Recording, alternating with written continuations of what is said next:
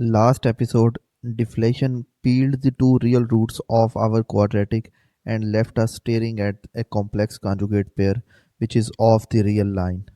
Newton and the secant start on the real axis and stay there forever.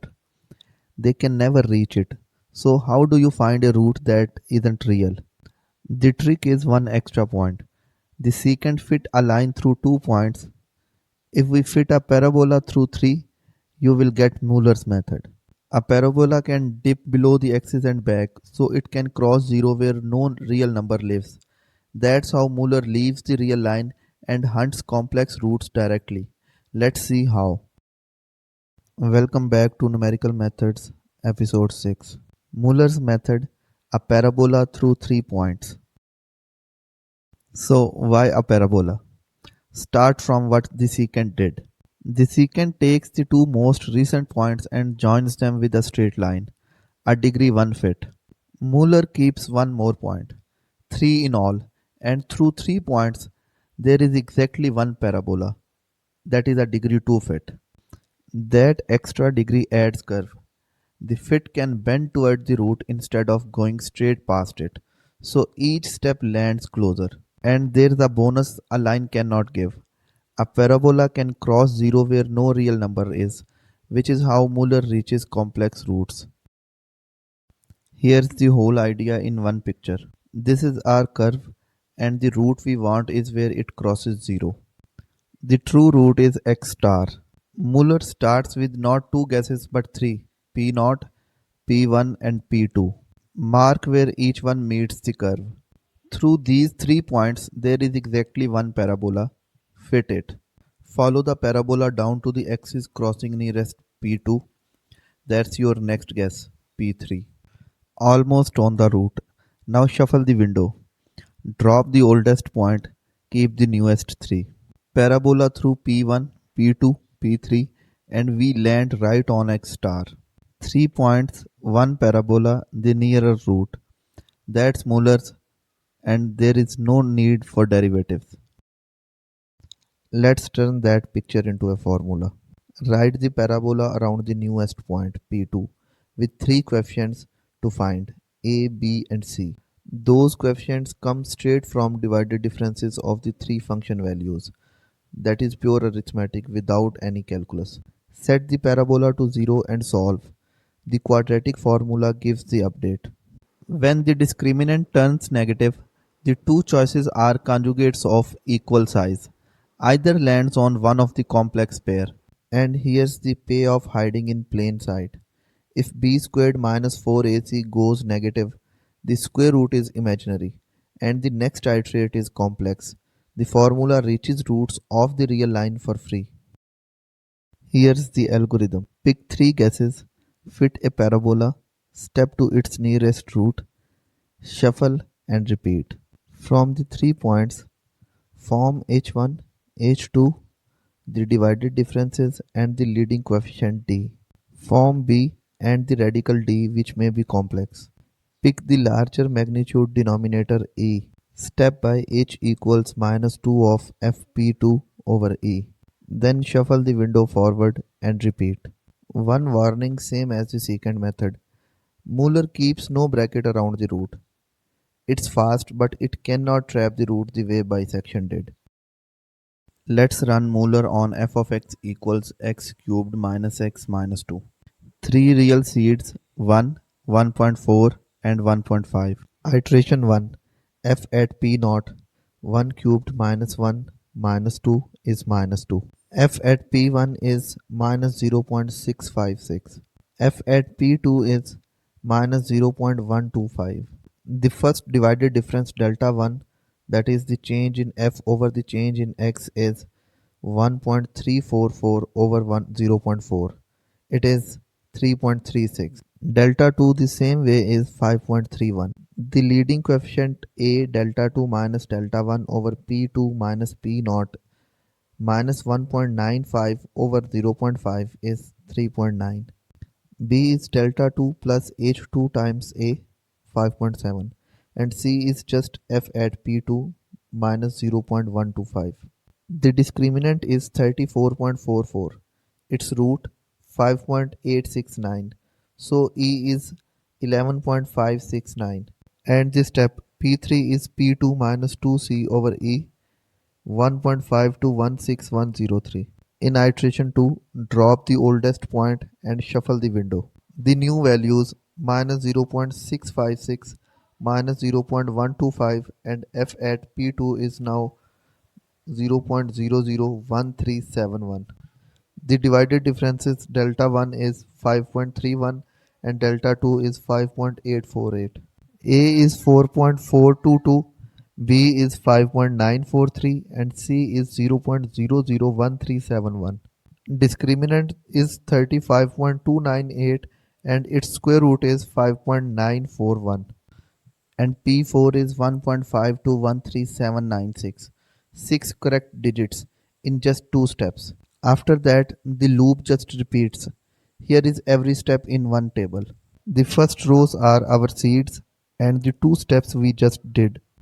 A few more and F drops to machine 0. Now the scoreboard on the very same problem. Newton reached the root in 3 steps but it needed the derivative. Müller took 4 and the secant 5 and neither one touched the derivative. So Müller sits right between them in speed. Here is the key insight, a simple ladder. Each method has its own order. The secant runs at golden ratio 1.618. Newton reaches order 2 by using derivative. Müller sits in between at about 1.839. That number is the Tribonacci constant. The real root of t cubed equals t squared plus t plus 1. Why these exact numbers? That's the next episode. Now the part a straight line cannot do. On the last episode's polynomial. This is the quartic from episode number 5. In last episode, we pulled off its two real roots. What's left is this quadratic. Its discriminant is negative, so it has no real root, only a complex pair. But we don't even need the quadratic. Give Müller three real seeds 0.5, minus 0.5 and 0. First step, f at 0.5. The quartic gives 1.4375.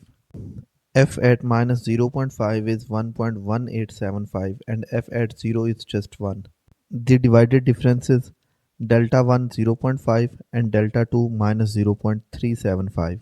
Then A is 1.5, B is 0.25 and C is 1. Here's the moment. B squared minus 4AC is minus 4.9375. That is negative. So its square root is imaginary 2.2220 iota. And notice, both sign choices now have exactly the same size. So either one is a fair step. Take the plus, and P3 jumps off the real line minus 0.1 plus 0.8888 iota. Second step, shuffle to minus 0.5, 0 and P3. F of P3 is complex now, minus 0.011 plus 3.015 iota. So the divided differences and the coefficients are complex too. The same formula gives P4 minus 0.4921 plus 0.4470 iota. Let's watch the whole path on the complex plane. Here are the three real seeds, all on the real axis, and the complex pair up here and down here. The first step leaps off the axis. From there it closes in, step by step onto the root. Real seeds in, a complex root out, and no derivative anywhere.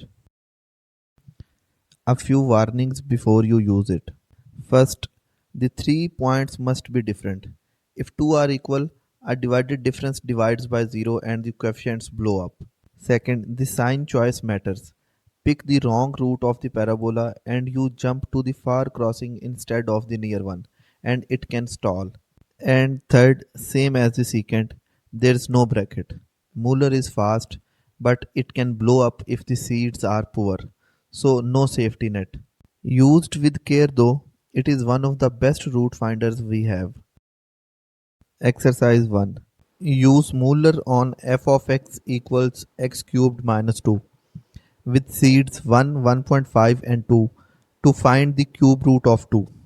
Do one step by hand, form A, B and C and find P3. Pause here and try it.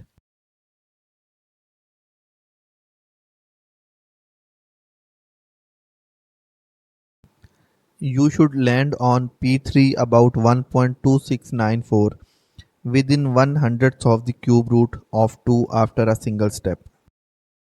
Exercise 2. The polynomial x squared plus x plus 1 has no real roots at all. Run Müller from 3 real seeds, say 0, 0.5 and 1. Which complex number does the very first step give you? Pause and follow the discriminant.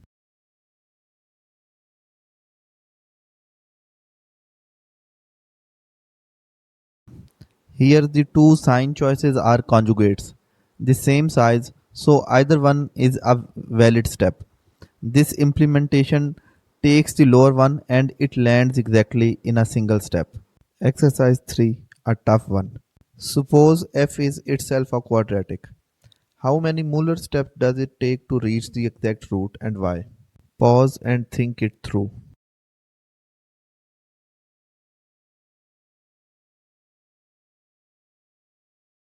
Just one. If f is already a parabola, the parabola Müller fits through any three of its points is f itself. So the first step lands on the exact root. Müller is exact on quadratics. And that's Müller's method. Thanks for watching. To recap, Müller fits a parabola through 3 points, no derivative needed. It converges at order about 1.839 faster than the secant method. And uniquely among our methods, it reaches complex roots from purely real guesses.